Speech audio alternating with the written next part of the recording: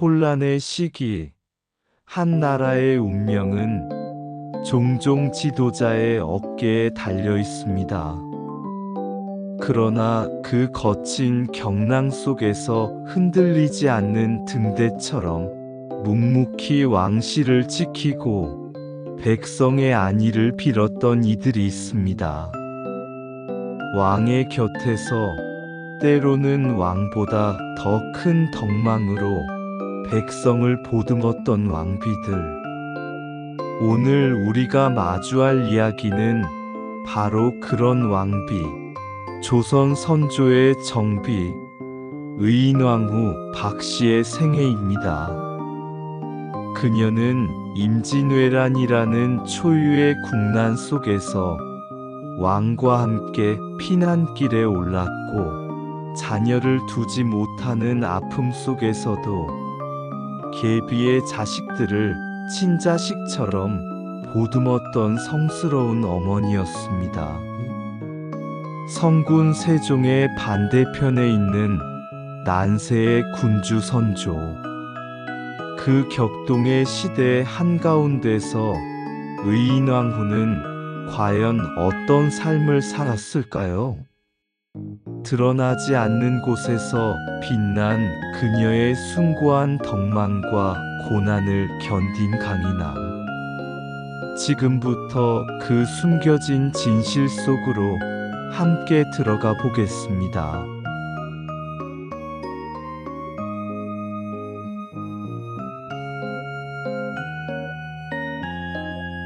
(1555년) 명종 10년 4월 15일 한 명문가의 문이 활짝 열리며 한 아기가 세상의 빛을 보았습니다. 그녀의 이름은 박구. 훗날 조선 14대 임금 선조의 왕비가 될 의인왕후 박씨였습니다. 아버지는 반남 박씨의 명문가인 반성부원군 박응순, 어머니는 완산부부인 이씨였습니다. 그녀는 학문과 예절을 중시하는 엄격한 집안에서 올곧은 인품과 지혜로운 마음을 지닌 규수로 자라났습니다.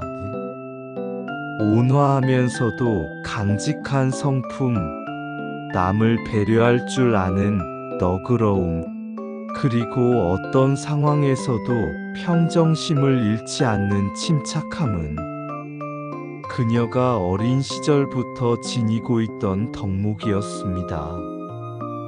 그녀는 조용하고 단아한 모습 속에서도 굳은 심지를 가진 여인이었습니다.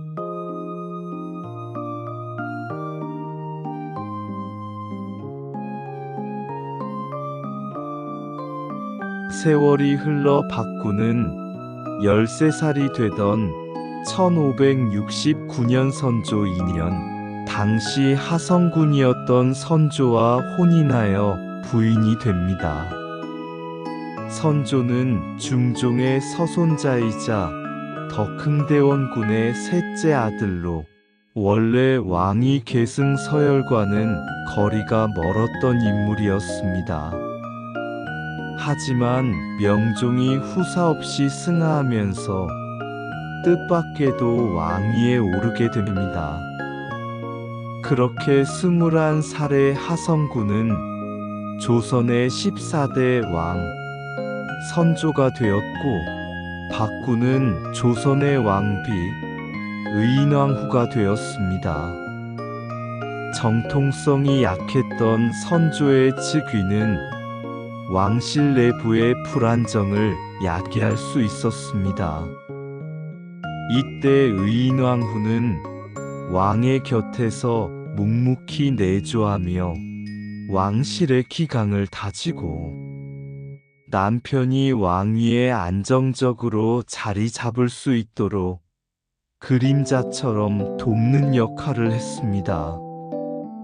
그녀는 화려한 치장보다는 검소함을 미덕으로 삼고 어떤 사사로운 욕심도 부리지 않았기에 많은 사람들에게 존경받는 왕비가 되었습니다.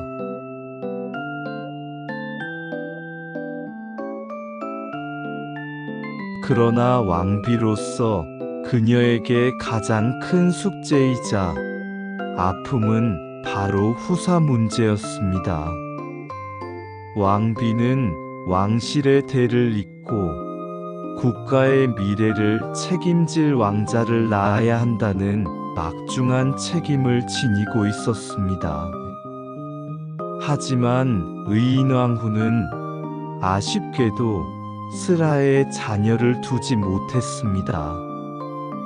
이는 그녀 개인에게는 이루 말할 수 없는 슬픔이었을 것이고, 왕비로서는 그 부담감이 매우 컸을 것입니다.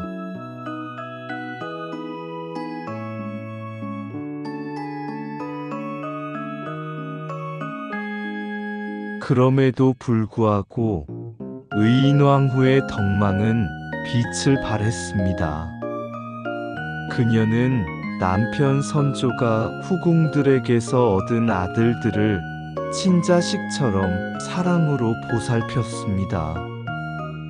특히 공빈 김씨 소생의 임해군과 광해군을 지극정성으로 돌보았습니다. 일반적으로 왕비와 후궁 소생의 왕자들은 미묘한 갈등 관계에 놓이기 쉬웠지만 의인왕후는 달랐습니다. 그녀는 어린 왕자들에게 따뜻한 어머니의 사랑을 아낌없이 주었고, 자신에게 자녀가 없는 것을 개의치 않고 오직 왕실의 안녕을 위해 마음을 썼습니다. 광해군이 왕세자가 되었을 때 그는 의인왕후를 친어머니처럼 따르고 존경했다고 전해집니다. 이는 의인왕후의 넓은 아량과 인품이 있었기에 가능한 일이었습니다. 왕실의 맏어른이자 덕망 높은 왕비로서 그녀는 선조 시대 왕실의 평화를 지키는 중심축이었습니다.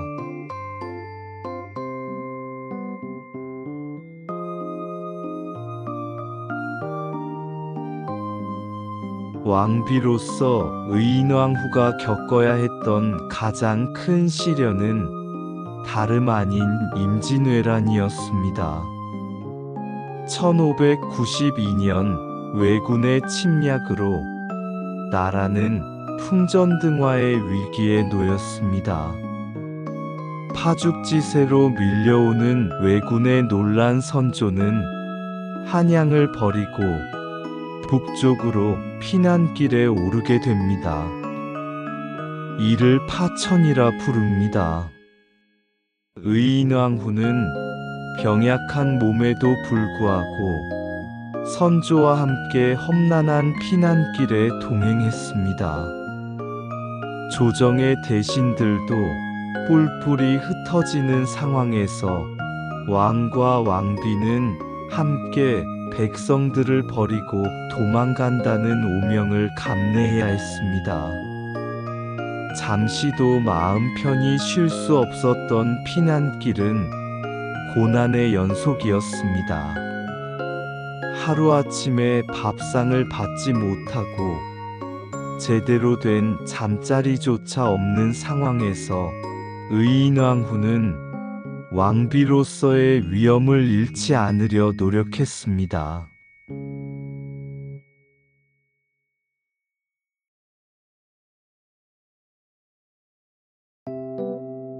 힘든 피난 중에도 의인왕후의 마음은 늘 백성들에게 가 있었습니다. 1594년 외란 중 조선은 극심한 흉년으로 백성들의 고통이 이루 말할 수 없었습니다. 굶주린 백성들이 죽어가는 모습을 보며 의인왕후는 가슴 아파했습니다. 그녀는 선조에게 굶주리는 백성들을 구제해야 한다고 간곡히 아뢰며 해주에 구호미를 보낼 것을 명하고 농사철이라 백성들이 고통받는 것을 보고 노동력 착취를 금할 것을 전교하기도 했습니다. 이는 백성을 생각하는 그녀의 깊은 마음을 보여주는 대목입니다. 또한 의인왕후는 백성의 어려움을 헤아려 사치스러운 혼례를 금지하고 평복을 입을 것을 권하는 등 솔선수범하는 모습을 보였습니다. 왕비로서의 지위보다는 백성과 함께 고통을 나누는 어머니의 마음이 더 컸던 것입니다. 피난 중에도 그녀의 덕망은 빛났습니다.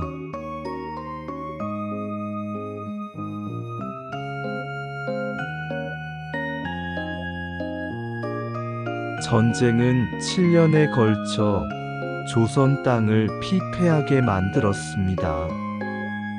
선조는 전란 중 급작스럽게 병석에 눕기도 했습니다.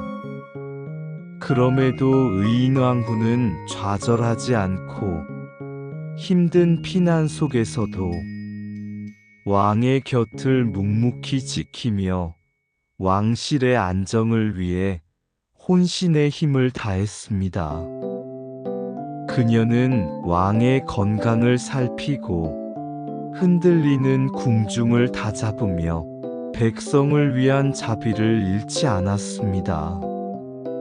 전쟁이 끝나고 긴 피난 생활을 마치고 한양으로 돌아온 왕실은 만신창이가 되어 있었습니다. 왕실의 존엄성도 왕의 권위도 크게 손상되어 있었습니다. 그러나 의인왕후는 흔들리지 않았습니다. 폐허가 된 궁궐을 복구하고 혼란스러운 백성을 다독이는데 힘썼습니다. 그녀는 피폐해진 왕실을 다시 일으켜 세우는데 큰 역할을 했습니다.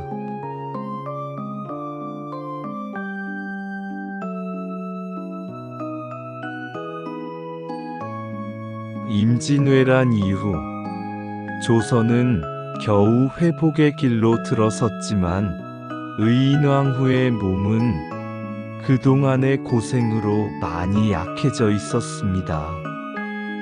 특히 자녀가 없었던 의인왕후는 왕위 계승 문제에 있어서도 고민이 많았습니다. 선조는 왕후 사후의 임목왕후를 계비로 맞아들여 영창대군을 낳게 했고, 이는 광해군과의 왕위 계승 분쟁의 불씨가 됩니다.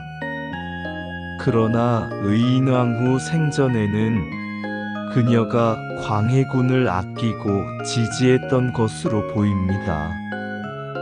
1600년 6월 27일 임진왜란의 상처가 채 아물지 않은 시기에 의인왕후 박씨는 46세의 나이로 승하했습니다.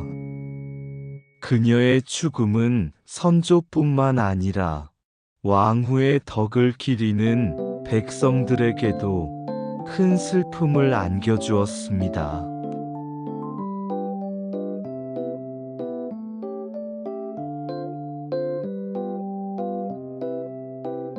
그녀는 자녀를 두지 못했지만 계비 임목왕후가 나오기 전까지는 선조의 유일한 왕비였습니다. 의인왕후는 권력의 한가운데서도 욕심을 부리지 않고 오직 덕망으로 자신을 지켰습니다. 전란의 고통 속에서도 백성을 외면하지 않았고, 자신이 낳지 않은 자식들에게도 어머니의 정을 쏟았던 진정한 왕비였습니다. 그녀의 능은 조선 왕릉 중 하나인 목릉에 선조와 함께 잠들어 있습니다. 의인왕후는 화려한 존재감보다는 묵묵하고도 강인하게 왕실의 뿌리이자 백성의 위안이 되어준 진정한 조선의 왕비였습니다.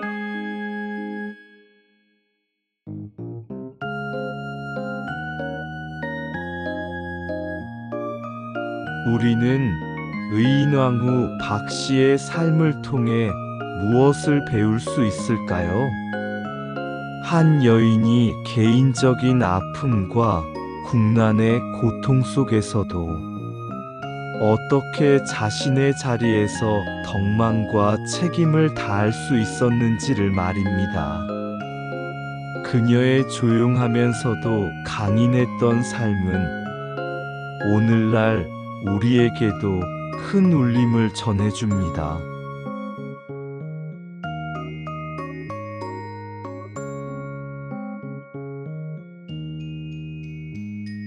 조선실록 왕비열전 다음 편에서는 또 어떤 조선 왕비의 숨겨진 이야기가 우리를 기다리고 있을까요? 긴 시간 함께 해주셔서 감사합니다.